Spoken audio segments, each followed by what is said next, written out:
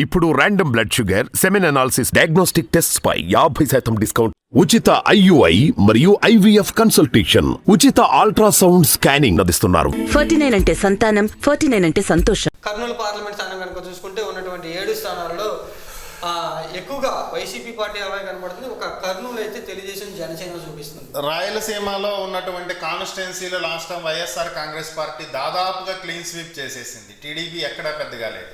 ఈ కర్నూలులో కూడా ఒక్కటి ఇది కూడా హఫీజ్ ఖాన్ ఏరియా ఓడిపోవచ్చు కర్నూలు సిటీ అనేదే సర్వే అంచనా వేస్తుంది. ఆ 26లో ఇది కూడా ఉంది.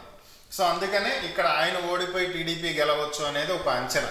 బట్ అది ఎంతవరకు నిజం అవ్వచ్చు అనేది చెప్పలేము. ఎందుకంటే ఆయన మీద వ్యతిరేకతకు గల కారణాలు ఏమీ చెప్పట్లేదుగా సర్వేలో.